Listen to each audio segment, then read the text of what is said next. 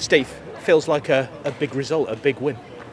Well, I don't know a win that isn't a big result, and wherever you are. So, for us to get another win today and at home as well is always a bonus in front of your own supporters. So, we're really pleased with that.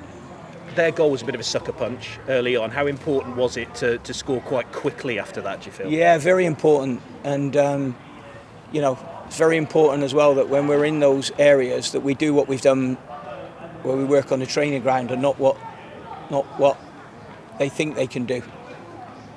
Is that something you've been saying all week to kind of focus on those messages and not go off script? No. We do that all the time to not go off script. So, the reason we work on things is because we've the added advantage of looking back over a few games and saying what not to do.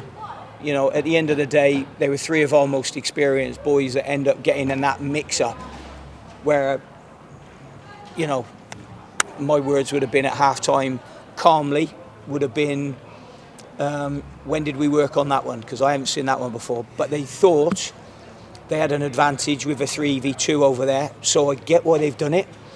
You can't always chastise them. I mean, another day, that opportunity doesn't end up in the back of our net. Thankfully today it hasn't burnt those lads, and later on, obviously, a few minutes after it, they've atoned for their mistake. So, they're honest boys that made a genuine mistake, really. There were chances before the goal, and then a really good header from Luke Leakey, back post, looping, looks really good, and a great time to score, and then he got an assist as well. Yeah, no, I mean, I think that obviously, if you look at the two lads that we've got in the wide areas, they are tremendous crossers of the ball, and they will provide assists and they will provide goals throughout the season, and I'm not surprised that's how Luke would have scored his goal, and I'm not surprised it was Elliot who put it over. So big well done to those boys, because a few minutes earlier they made a bit of a pig's ear of a free kick, and but all's forgiven now. Having started a lot of games at the start of the season, Daniel Udo's been out for a few, comes on today, gets a goal, big moment for him. Yeah, I mean, a big moment for Dan. I mean, everybody knows what I think of Dan Udo, but like I said, I don't know if I said it to you, Lou, the other week, that you can't pick a team based on who you like. Because if you picked a team on who you like, I pick Dan Udo every week. So I think that Dan had gone off the boy a little bit.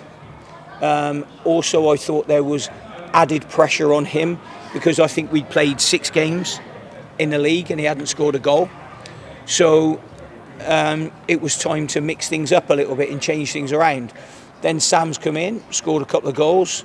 Ryan Bowman's come in, scored. So, it's great to have that competition. It's what we need. Having got the goal and the lead, how do you feel your team coped in the last 15 minutes or so? It seemed relatively comfortable. Yeah, very well. I think if I'm looking at the last sort of 12 minutes, I remember looking at the clock, it was about 12 minutes to go. We changed it a little bit and done what I've done here before, and that was really lock the door, I felt. I think it was important to get to that. When you're playing against a 4-3-3, a 3-5-2, doesn't want the switch of play. So obviously there was a bit of switching of play going on, certainly later on. I think I've watched Wimbledon a couple of times now, and you know what? They're a very good team, and that's why they're up. I mean, I think they were 7th going into today's game. So, had they got a result here today, they'd have been in the top 6. So, I thought that was a really, really tough game going into it. I thought it was a dangerous game for us today. Everybody knows the magnitude when you go away at Sheffield Wednesday, and everybody knows that's a tough game. It's the dangerous ones at home, and today was one of those dangerous games. You look like a team that thrives in the lead, that's quite a comfortable position to play from for you. In this season, that's been rarer than you would like, I guess. Today is an example of, what you can do when you get your noses in front. Yeah, I mean, what you've got to bear in mind is, the dressing room's still coming together, and I think it's easy. It's easy for people looking at it thinking, well, they see each other every day, they train together every day. That's fine, but it doesn't mean to say, I've trained with people for 2 and 3 years, but I wouldn't necessarily know a lot about their personality. So, you know, that can happen, and you need to find out each other's traits. And I think they're all, you know, when you put a dressing room together, there's lots of testosterone bouncing around the dressing room for who's going to be the top man, who's going to be the leader, who's going to do this, who's going to do that.